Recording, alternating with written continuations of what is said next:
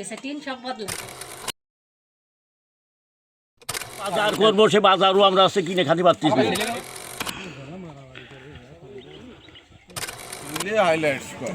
মাঠে নামতে হবে, মাঠে একবার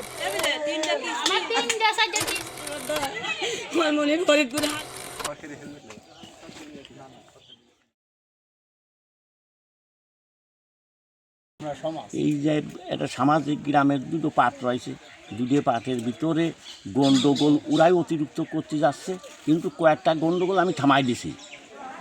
মিরাজের থামাইছি, নুরোর থামাচ্ছি, রশিদের থামাচ্ছি, কিন্তু ওরা থামাইনো আর হচ্ছে কি নিরাশ করে ওরা পায়ে পায়ে গন্ডগোল করতেছে, পাইকার মারতেছে, মাঠের থেকে দাবড়াচ্ছে, ধান কাটতে দেবে না, আমাকে না খাওয়াই হচ্ছে গিয়ে মারবে, এই ওরা হচ্ছে গিয়ে বিভিন্ন অজুহাত শুরু করে দিচ্ছে। আর আজকে সকালবেলায় আমি হচ্ছে যাচ্ছি ঝিনেদায় যাচ্ছি, তো ওই রাজরামপুর গেছি এই পথ দিয়ে, এই পথে তো আমার মতনই যাইতেছে না। ওই জায়গাতে শুনলাম যে আব্বা আমাকে মেরে ফেলাই দিল, যে সময় কয়েছে আব্বা মেরে ফেলাই দিল, বললাম তো রেডি থাকি, একটুকুনি দেরি করে আমি এসে গেছি। আমি সামনে বাবু দাঁড়াইছি, এই বুড়োকালে 70 বছর বয়স, এখন আমার ডাল ধরতে এলো।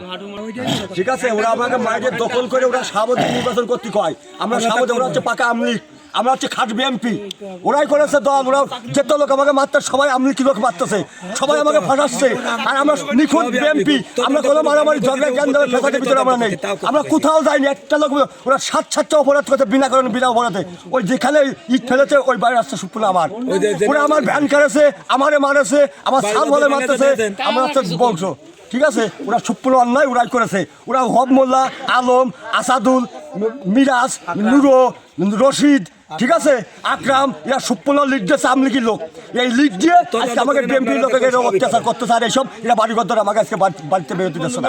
আমরা আজ 1-3 মাস আমরা গোপাল বাজারে আসতে পারিনি, আমরা কর্ম করে খাই, আমরা ব্যবসা বাণিজ্য করে খাই, আমরা ভ্যান রিক্সা চালাই খাই, কেন আমরা কোনো গোলমালে ভয়তে আমরা চলে যাই কাজে কর্মে, আর ওরা বিনা কারণে আমাদের সাথে এইসব কাজ কাম করে।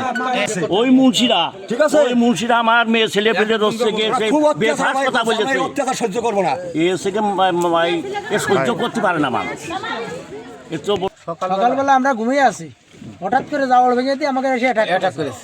যখন অ্যাটাক করেছে তখন ঘুমের তো পিঠে যে জেনে ছিল সেই অবস্থায় আমরা দৌড় মারিছি, যাওয়ার পরে এখানে ওরা ইট পেটকে মারা হতেছে, সেই সময় আমরাও পদক্ষেপ নিয়েছি। নেওয়ার পরে যে মনে করেন 1.5-2 ঘন্টা ধরে ওরা বসে আছে, আমরাও আছি। এই যে সকালবেলা আমি ঘুমাই রয়েছি, যে আমার ছোটো বউ ধরে বাইরে হয়েছে, মেয়ে মাসি ধরে মারেছে, মোল্লাভ আমার ছোটো বউ মোল্লাভ মারেছে, আর এলো ফিরোজ মারেছে, মিজানুর মারেছে, আসাদুল মারেছে, ফারুক মারেছে। আমার আমার আমার আমার আমার এই ছোটো বাচ্চা দুটো আছে, ওই বাচ্চা দুটো চেষ্টা করেছে, তাইটি ওরা এসে মারেছে।